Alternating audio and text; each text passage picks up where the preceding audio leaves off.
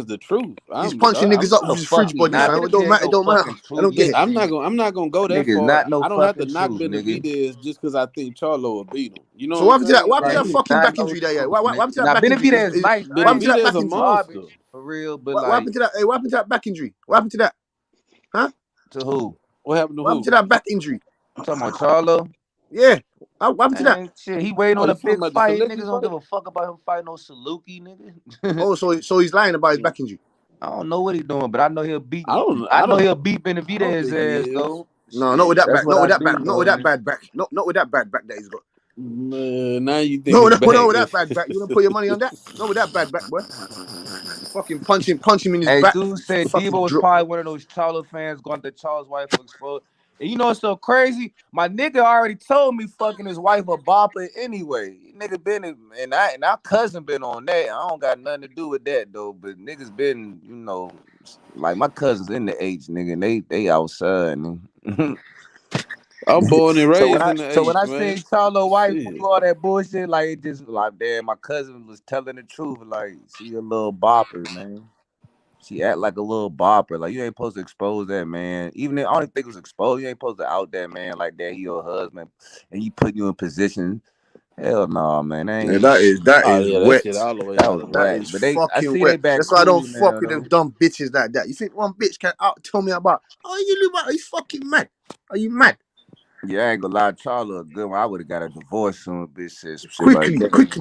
I don't Head's not even in the right space. How can dare Yeah, she? How like how you dare gonna she? go on the internet and say all this shit? Oh, Like, this man can't pay for his. I'm This man I'm can't pay for this bitch I'm paying mansion. for your whole lifestyle. You got a nerve to go on the internet and say all that dumbass shit. Oh yeah, we getting a divorce, man. I'm gonna call my lawyer, man. Right Like, why does now. that stuff happen to him, man? What the fuck? That's what I'm saying to you, man. I don't understand, man. I don't understand, man. Get your ass in the gym and stay focused, man. And try and then get the fight the best, man. That's what I wish. That's what I wish would happen. But No one said I didn't say he's not his shit boxer. He can fight, man. Jamal Charlo is good. He's a good fighter, man. He got good skills and that. You get me? But it's the fact that he doesn't fight the best. I know I'm in But the some of that's minority. not his I fault. know I'm But in the some of it is, minority and some of it ain't. of people that think Charlo will beat Benavidez. I Like, understand that. I know I'm in the. I know a lot of people don't think that that's cool, but we just talking boxing, bro. I'm just giving you the reasons I think he'll beat him, bro. so why is he? Why That's does he all I'm move up saying. to fight Canelo, but he doesn't move up to fight Benavidez? This is what I don't understand.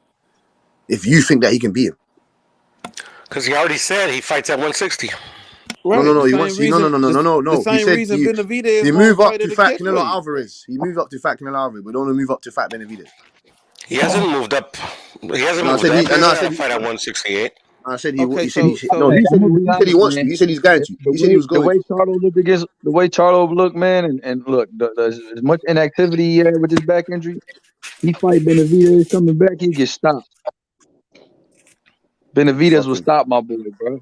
pump the And that's brakes on Charlo, man. Pump the brakes right on him. Pump the and I brakes. love no, don't get it twisted. I like Charlo, but Benavidez might stop him. he might. I mean, Eight yeah, he I don't piece. know might. It's a about all Eight brutal that. piece. fight. 8 piece straight down He the gonna pipe. stop You'll be him. He gonna fucked. stop him, B. Give him an 8 piece in the biscuit right now, bro. 8 The way piece. 8 piece It's a straight down the pipe. 50-50 fight, but I mean, like, we got to remember, Jamal is bigger than David. No, he's Like not, I fam. told He's not y'all, bigger than him, man. Why do you say He is. this? He's an inch taller, and they No, got the no, same reach. he's not an inch taller. Jamal Charlo is not 6 foot Yes, he one. No, is. Yes, he is. No, Yes, he he's not. is. look it Jamal up, bro. Charlo is not And 6 foot 1. I say facts, bro. If you want to go what you think, go ahead. So But Jamal Charlo is 6 foot 1. my boy Jamal ain't fought since last Juneteenth, bro. It's 14 months out the ring. He coming off an injury. Shit, bro, that's a bad matchup for him, bro. well, see, this is what I said off the rip. I'm talking about 100% focused Jamal Charlo. I Okay. said that off the rip. We talking about best versus best. Okay. Like we put in, you know, the injuries, different narratives. That's cool. You know what I'm saying? All that shit can add up. And if he not 100% focused though, I'm talking about 100% in camp, nothing else focused. I think it'll go bad for him too. Now I'm not. I could see the fight going different ways, but I'm talking about 100% focused Jamal Charlo, whole camp, everything, and he right, nigga, and everything clicking, and he can box. How I know he can box? Because that's what a lot of people don't know about. Like he can brawl, because that's all they seen these last couple fights. He's just a brawler. Like he don't have no boxing ability. Like he can box. Like his smaller brother Jamil, he always was the better boxer though, but he can box too though. Shit, I'm like, man, he could beat that nigga, but he gonna have to be 100% focused, nothing less. Yeah, just both of them actually kind of box the same. Just one better at defense and one better at offense. So that's what they say. Yeah, whenever he get that Benavidez fight, he need to move away from his crib. Get away from that damn dumbass wife, man. She They probably ain't gonna make that fight that's anytime fucked up. soon, man.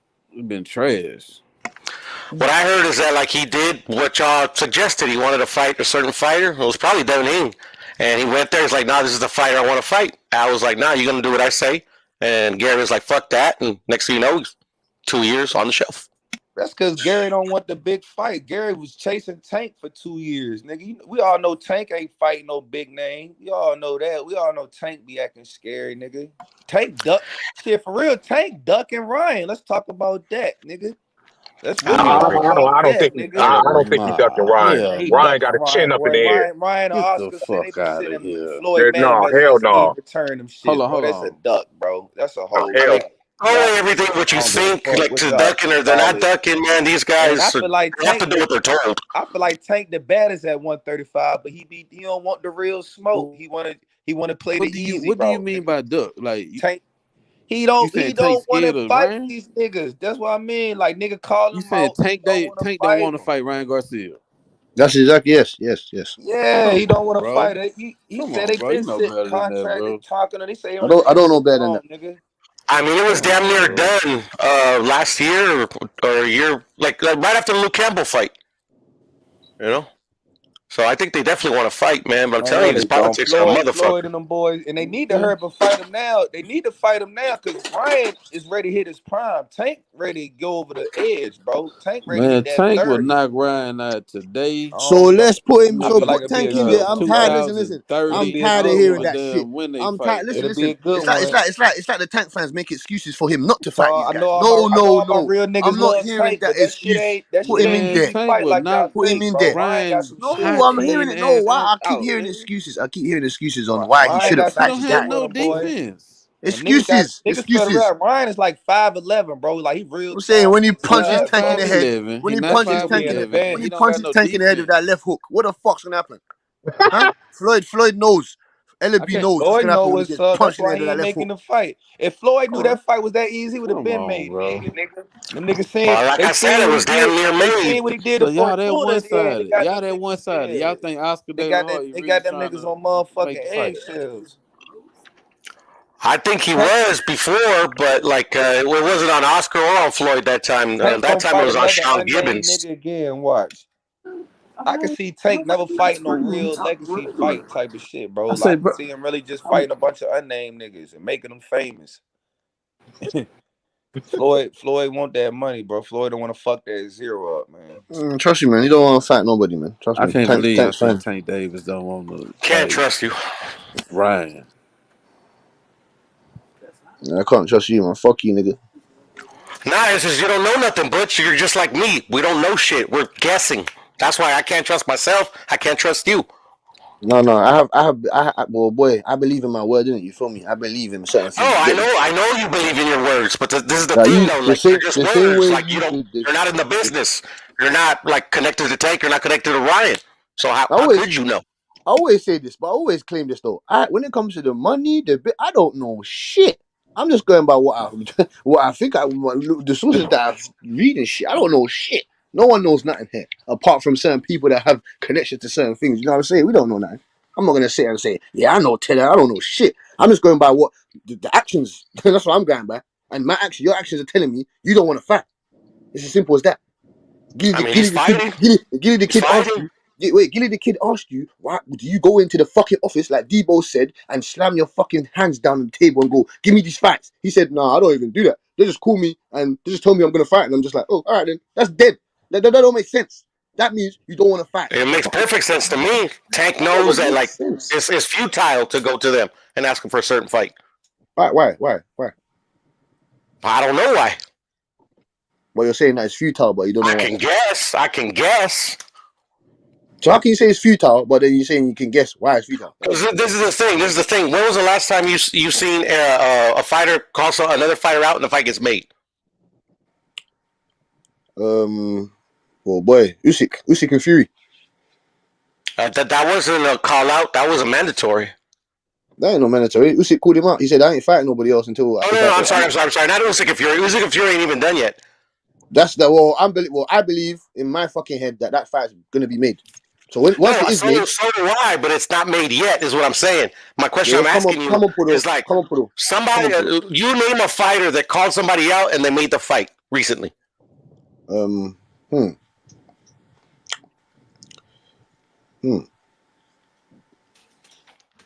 Yeah. I might have to dig deep into the memory Hey, grounds. didn't T.O. go behind Bob's back to make the Cambosa fight? I mean, I know he was mandatory, but didn't he go like Triller and stuff to try to make that fight happen to not fight Devin? Well, it went to purse bid because it was a mandatory with Cambosis. Didn't Bob want it before the mandatory though? Didn't Bob want it at the time? Didn't he want the undisputed match at the time? Well, he got the undisputed match. No, I'm talking about when Devin was just the WBC champion and Teal had all basically all the belts. Yeah, I don't know because Devin was running his own career then, so I don't know what Bob wanted, to be honest. I mean, I could assume he wanted the Cambosis fight because T.O. is under Top Rank.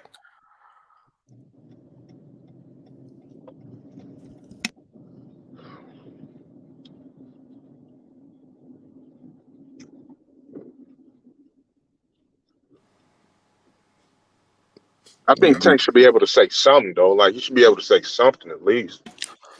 Hey man, I'm a big Tank fan. Tank and Ryan are my favorite fighters, and I wish that too. But it just doesn't seem like he can. Tank don't never say, man. You could tell he don't want to say no when he re-signed. He should have never re-signed with Floyd, man. Like nothing. Like the actions don't make sense. We don't even know if he re-signed with Floyd. That's the thing.